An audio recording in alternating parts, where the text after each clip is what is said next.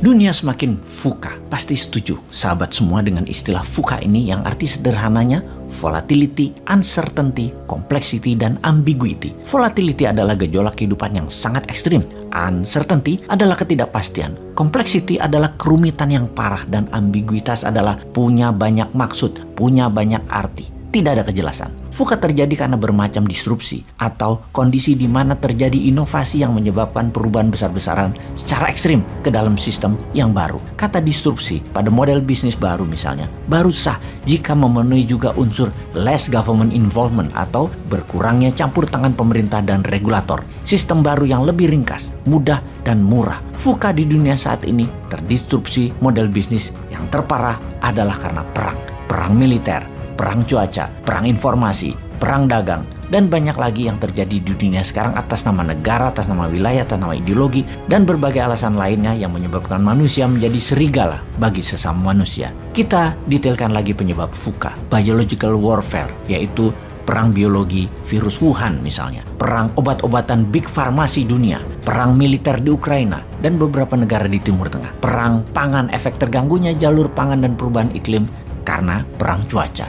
Selanjutnya, kita semua tahu ada 3 gempa besar disrupsi ekonomi terjadi dalam 3 tahun terakhir yang mempercepat banyak hal berubah. Salah satunya karena berubahnya model bisnis, yaitu karena perubahan perilaku generasi digital, yaitu generasi milenial dan zilenial, disrupsi teknologi, dan disrupsi pandemi. Semua ini merubah cara bertindak dan berpikir umat manusia yang harusnya atau biasanya perubahan itu terjadi dalam hitungan dekade bahkan ratusan tahun. Namun sekarang itu bisa terjadi hanya dalam hitungan bulan. Semua bisa bergeser, semua berubah dengan drastis. Di atas semua itu, ada yang harus berubah mengikuti disrupsi dan pengendalian VUCA, yaitu cara bernegaranya. Sekali lagi kita tekankan, cara bernegara harus juga didisrupsi, diubah dengan drastis, jadi lebih efisien, lebih ringkas, lebih taktis. Sungguh akan sangat berbeda cara bernegara ke depan untuk bisa mengikuti berbagai disrupsi penyebab VUCA agar sebuah negara menjadi negara berdaulat, stabil,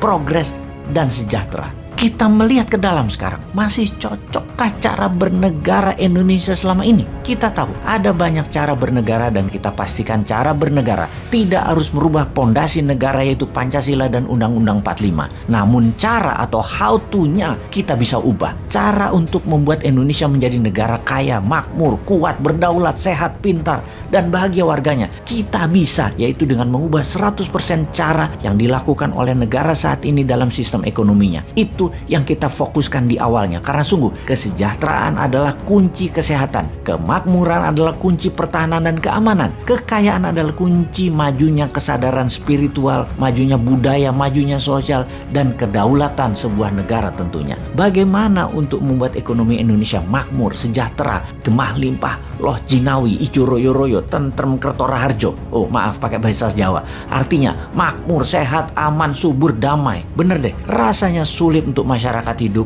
menjalankan ibadah spiritual, mencari kebahagiaan kalau perut lapar, berpenyakit, hartanya dijajah, dan menjalankan kehidupan sehari-hari, barang-barang serta jasanya bergantung dari negara dan bangsa lain. Karena itu kita harus mempelajari banyak hal di dunia luar sana sebagai pengetahuan atas apa yang terjadi di berbagai wilayah dan apa yang terjadi di tanah air karena pengaruh di luar sana.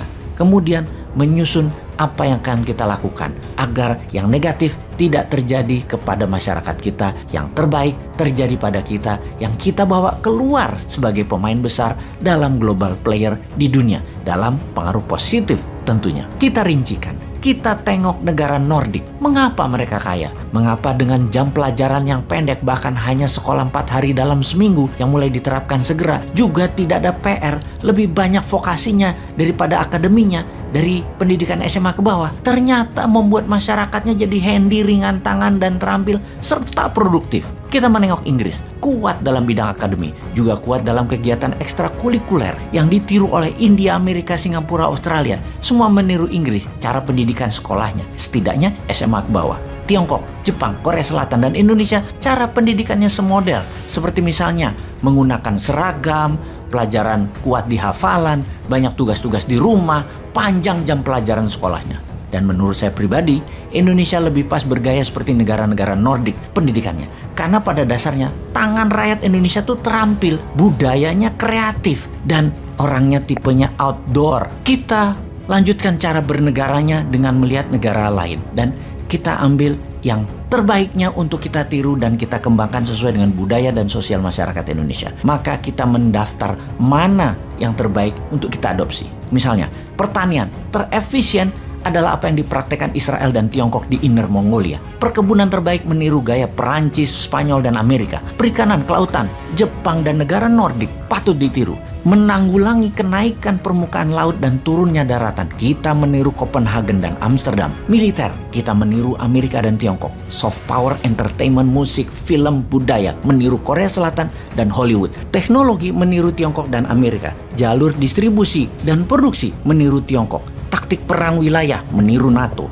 Taktik perang ekonomi, meniru obor. Strategi keuangan moneter dalam negeri, meniru renminbi. Swastanisasi membangun UKM, meniru Taiwan dan Tiongkok. Elit politik, meniru aristokrat politikus Eropa yang santun terdidik dan berorientasi ke rakyat. Kelolaan negara, meniru Singapura dalam masalah perumahan, sampah, lingkungan hidup untuk menjadikan Indonesia livable, workable, eco-living terbaik di dunia. Keuangan rupiah, backed by gold, menggantikan dolar. Ini semua akan membuat Indonesia the best maritime country in the world. The strongest country in the southern hemisphere, menjadi idaman dunia untuk tinggal dan hidup di Indonesia. Ini semua akan terjadi kalau setiap tahunnya ada 10 juta warga dunia mengantri ingin menjadi warga negara Indonesia. Kalau warga Eropa dan Amerika ingin pindah ke Indonesia. Kalau orang kaya Tiongkok ingin hidup di Indonesia. Kalau orang pinter India ingin hidup di Indonesia. Kalau orang alim ulama dunia ingin hidup di Indonesia. Kalau orang terbaik di dunia ingin hidup di Indonesia. Itulah cita-cita Indonesia ke depan yang pasti terjadi. Ngomong-ngomong, siapa yang akan menjadikan impian ini menjadi kenyataan? Old mind atau new mind ya? Silahkan dipikir-pikir dan dipilih deh.